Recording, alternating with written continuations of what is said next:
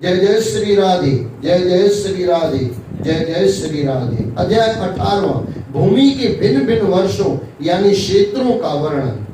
यहाँ भी आपने जहाँ पे वर्ष सुना यानी उसका क्षेत्रफल है, वो क्षेत्रों का वर्णन। श्री सुखदेव जी ने कहा, राजन, भाद्रश्व वर्ष में धर्मपुत्र भद्रश्रुवा और उनके सेवक भगवान वासुदेव की हयग्रीव मूर्ति की इस प्रकार स्तुति करते हैं। हमारे चित्त को प्रसन्न करने वाले ओमकार स्वरूप भगवान धर्म को हम नमन करते हैं। हे प्रभु, आपकी लीला बड़ी विचित्र है। विषय वासनाओं में लिप्त यह तुच्छ मनुष्य, देखो तुच्छ मनुष्य, तुच्छ ही है ना। भगवान के सामने क्या है? भगवान के सामने पूरी सृष्टि एक बूंद जितनी है, उसमें हम कहाँ आते हैं? चलो ये आपको समझ में ना आया ना, एक काम करो, वर्ल्ड का नक्शा ले लो, उसके अंदर एक टीका, खाली वो पेन का एक टिक्का आता है ना, एक बस ऐसे करो, पूरी सूरत कर लेगी। सूरत का नक्शा लेके आओ, उसमें से पूरी सूरत का एक एक टपका, एक बूंद भी आएगी क्या? पूरे वर्ल्ड के अंदर नहीं आएगी। पूरा वर्ल्ड का नक्शा ले लो, उसके अंदर एक टपका खाली लगा दो, सूरत के याद भी पूरे हो जाएंगे उसमें। लेकिन इस दुनिया के नक्शे के अंदर कितनी अरबों खरबों संख्याएं हैं, और उसके अंदर चींटी बीटी तो कोई गिनती में ही नहीं आती है। कितनी चींटियां होंगी, कितने मकोड़े होंगे, कितने हाथी होंगे, कितने शेर होंगे। इतनी सी धरती परमात्मा के आगे, उसके अंदर एक कोने में बैठ के हम कहते हैं मैं। भगवान बोलेगा एक झापड़ लगा दूंगा, सब खलास हो जाएगा। भगवान का मौत का एक चंबा आदमी को खलास कर लेता है। एक हवा का झोंका, आदमी अभी बैठा हुआ है, एक सेकंड के अंदर पैरालिसिस हो जाए, दुनिया समाप्त हो गई हमारे लिए। कहाँ पता है भाई, कहाँ पता है? काहे का अभिमान, कहाँ से अभिमान? एक बूंद से भी हम नहीं है, सब मिलके बूंद है। काहे का अभिमान, लेकिन हाय रे अभिमान, गजब है इंसान का। विषय वासनाओं में लिप्त यह तुच्छ मनुष्य मृत्यु के सामने देखकर भी निरंतर पाप कर्मों में लिप्त रहता है और अपने माता पिता के शव को जलाकर स्वयं जीवित रहने की कामना करता रहता है। उसको लगता है मैं नहीं मरूंगा, मेरा माँ बाप मर गया, मेरे ये मर गए, वो मर गए। अरे तू भी मरेगा, और मरेगा नहीं, मर ही रहा है, पल पल मर रहा है। विद्वान और सूक्ष्मदर्शी आत्मज्ञानी लोग इस जगत को नश्वर मानते हैं, फिर भी आपकी माया के वशीभूत होकर जगत के मोह बंधनों को नहीं छोड़ पाते। आपकी लीला अपरंपार है, हम आपको नमन करते हैं। हे प्रभु, आप अकर्ता और माया से रहते हैं, फिर भी जगत की उत्पत्ति, स्थिति और प्रलय आपके ही कर्म माने गए हैं। वास्तव में सर्वात्म रूप से आप ही संपूर्ण कार्यों के कारण और शुद्ध रूप से इस कार्य कारण भाव से परे हैं। आपका यह विग्रह मनुष्य और घोड़े का संयुक्त रूप है। प्रलय काल में जब अज्ञानी दैत्यगण वेदों को चुरा के ले गए थे, तब ब्रह्मा जी की प्रार्थना पर आपने ही पाताल से उन्हें लाकर दिया था। हे समाज श्रेष्ठ राजन, हरिवर्ष खंड में भगवान ने नरसिंह के रूप में अवतार लिया था। हिरण्यकश्यप का पुत्र प्रहलाद भगवान विष्णु का परम भक्त था। उसने अपने शील स्वभाव और पवित्र, देखो ये प्रहलाद के लिए मुझे थोड़ा कहना है, ऐसे तो कहना बहुत, मैंने फिर दोहरा दूं, कहना बहुत कुछ होता, वो काल भगवान उनको कहना ही नहीं देता। और जो भी करना है ना कर लेना, काल कब पूरा हमको कर ले कोई भरोसा नहीं। ये प्रहलाद यानी क्या है पता है? ऊपर पूरे दुष्ट है, लेकिन वो दुष्ट के अंदर एक प्रहलाद पैदा हो गया और पूरे पता नहीं कितनी पीढ़ियों को उतार दिया। हिरण्यकश्यप है, हिरण्याक्ष है, पापी, महापापी, और उनके घर में प्रहलाद, यानी धारा के विरुद्ध में आ गया। जिस तरफ धारा जा रही थी, आपके परिवार में सब पापी हैं, लेकिन अगर आप परमात्मा तरफ चलोगे तो कितनी शक्ति लगानी पड़ेगी आपको।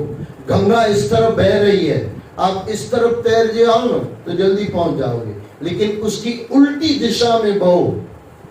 कितनी मेहनत करनी पड़ेगी। तैराक जो होगा उसको पता होगा, मैं तैराक नहीं हूं लेकिन मैं समझा सकता हूं। जिस तरफ पानी का भाव है उस तरफ ना ये तैरते जाओ, जल्दी पहुंच जाओगे, क्योंकि नदी भी आपको साथ दे रही है। लेकिन नदी के उस तरफ गलत दिशा में जाओ, जहां बह रही है उसकी अलग दिशा में जाओ।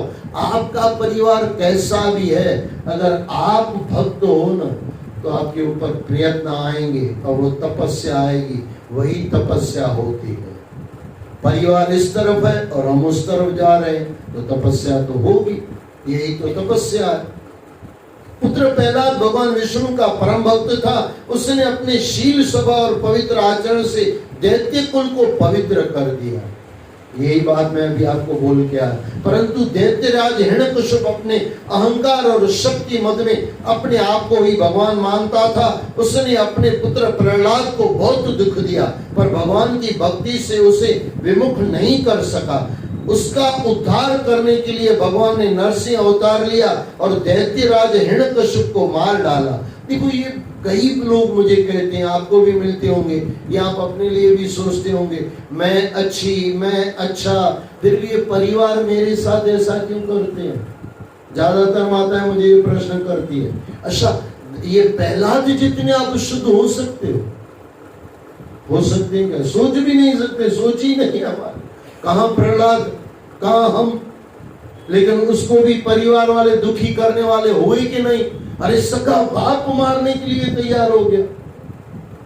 हमको तो एक देरानी खाली कुछ 2 शब्द बोल दे, 3 दिन नींद नहीं आएगी माता को। मैं भगवान की भक्तियानी और मुझे ही बोलती है।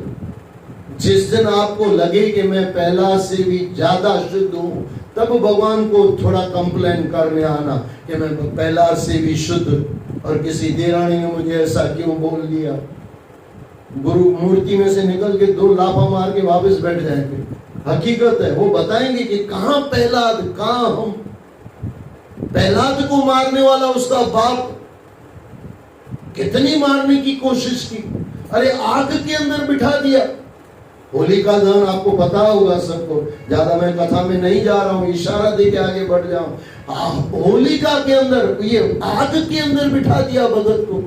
लेकिन विश्वास से, जहां को राखे साइया मार सके ना कोई, बाल न बाका कर सके जो जग बैरी हो। परमात्मा तरफ चलो ना। ये सब मेरी भाषा में बोलो तो ये सब मच्छरों की चिंता मत करो, थोड़ा खून पी के निकल जाएंगे, आपका खून ऐसे ही रहेगा। ठीक है, 2-4 दिन का ये सब जो क्या होता है, वो ये मच्छर काटते हैं तो कौन सा होता है, मलेरिया 2-4 दिन होगा, लेकिन जीवन भर मलेरिया रहेगा नहीं। ये मच्छर तो काटते रहते हैं। हाथी अपनी मस्ती से चलता है और मच्छर आते हैं तो काट के चले जाते हैं। ये भाई तू भी खून पी जा। प्रहलाद महाराज है भाई। अगर प्रहलाद के जीवन में से समझ ना हो कितने दुख आए। संतों महात्माओं का इतिहास देख लो ना भाई। हरिश्चंद्र महाराज, कभी उनकी कहानी पढ़ना, फिर बोलना मैं सत्य पे चल रही हूँ, और फिर बोलना कोई मुझे दुखी करता है।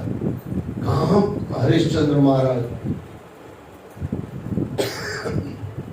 उसका उद्धार करने के लिए भगवान ने नरसिंह अवतार लिया और दैत्यराज हिरण्यकश्यप को मार डाला। नरसिंह अवतार लिया और दैत्यराज हिरण्यकश्यप को मार डाला। उन नरसिंह अवतार की उपासना करते हुए वे कहते हैं, हे ओंकार स्वरूप भगवान नरसिंह देव, आप अपनी अग्नि सदृश तेजस्विता से प्रकट होइए। हे वज्र नख, हे वज्र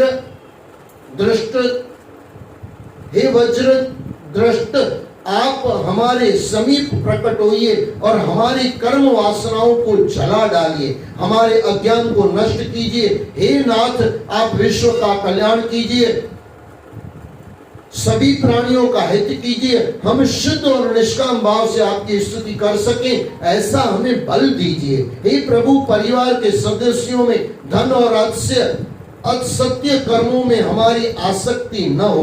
देखो क्या क्या मांग रहे हैं। धन में और असत्य कर्मों में हमारी आसक्ति न हो। गुरु बोलेगा तो हम तो वैसे गुरु को छोड़ देंगे। हमें ऐसी सद्बुद्धि दीजिए, हम संयमी बने, प्रेमी बने, महात्माओं के सत्संगी बने, तीर्थों में हमें आपका चरित्र सुनने को मिले, ऐसी कृपा हम पर कीजिए। सुन लो वापस, हम संयमी बने, प्रेमी बने, महात्माओं के सत्संगी बने, तीर्थों में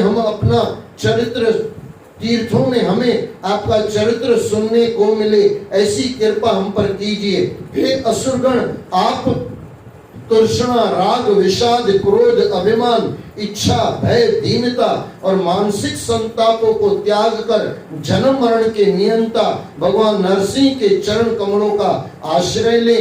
केतुमाल वर्ष में कामदेव का निवास है, साथ ही श्री लक्ष्मी जी का भी यही निवास है, जो श्री विष्णु जी की प्रिया है। श्री लक्ष्मी जी माया रूप रात्रि में श्री विष्णु की स्तुति करती है। समस्त इंद्रियों के अधीश्वर श्री कामदेव जी को इस क्षेत्र की स्त्रियां तरह तरह के कठोर व्रत करके उनकी आराधना करते हुए लौकिक पतियों की कामना करती है, किंतु सच्चा पति तो वह है जो स्वयं निर्भय हो और दूसरे भयभीत लोगों की भी सब प्रकार से रक्षा कर सके।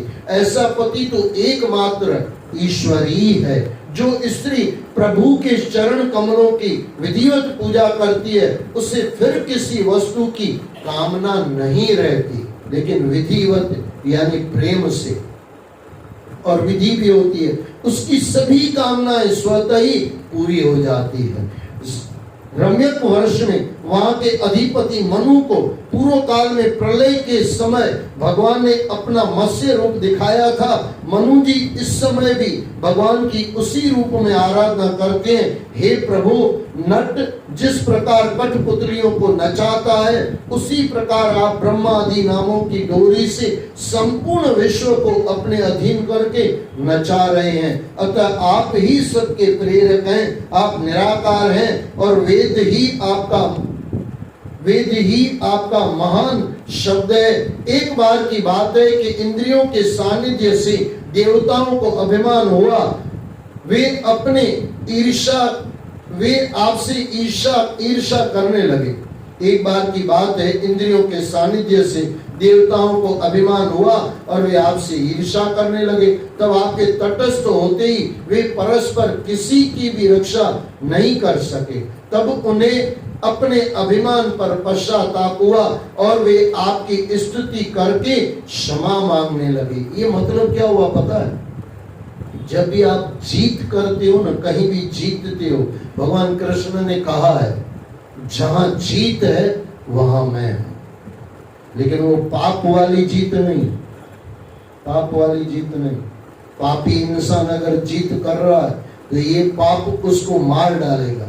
लेकिन जहां जीत है, भगवान कृष्ण का कभी बैठ के पढ़ो आप गीता, क्या मस्त गीता है, क्या संतों की लिखी, उसके अंदर टीका है, क्या जबरदस्त टीका है। उसके अंदर भी हमारे स्वामी राम सुखदास जी की टीका गजब है भाई, क्या संतों ने दिया है। संतों ने चाबियां दी हुई है, अपना ताला दिल का खोलो, चाबी ले लो गुरु से। गुरु चाबी देता है अंदर जाने की और वो शांति आ जाती है। आप संसार के सभी प्राणियों के प्राण और नियंता हैं, हम आपको नमन करते हैं। हिरण्यमय वर्ष में भगवान कश्यप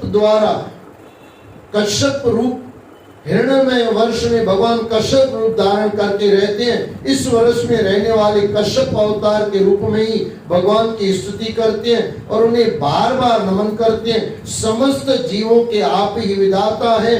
आप विधिवत नामों जरायुज,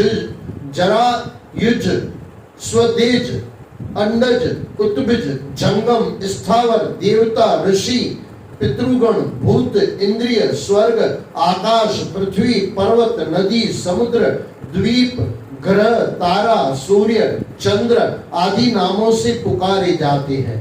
आप जब भी जीत करते हो, समझना परमात्मा आपके साथ है। और उसके अंदर भी समझो आपने ईमानदारी की जीत पाई है, उसके अंदर तो परम तत्व हमेशा। भगवान कृष्ण ने कहा था जीत तो तुझे मिली हुई है, पहले ही कह दिया था। जिसके साथ भगवान कृष्ण होंगे, जिसके साथ राम होगा, वो कभी हारेगा क्या? संसार की हार भी होती है ना, उसके अंदर भी अगर परमात्मा को साथ ले लो, परम तत्व मिल जाता है। कुरु वर्ष में भगवान यज्ञ पुरुष श्री विष्णु वारा रूप में विराजमान है। वहां के निवासियों के साथ साथ स्वयं पृथ्वी अविचल भाव से उनकी उपासना करती है, क्योंकि प्रलय काल में पृथ्वी को जल से बाहर निकालने का महान कार्य श्री वारा अवतार के रूप में श्री हरि ने किया था। उसका उद्धार करते समय उन्होंने हिरण्याक्ष दैत्य का संहार किया था। अध्याय 18वां समाप्त हुआ। जय जय श्री राधे, जय जय श्री राधे, जय जय श्री राधे।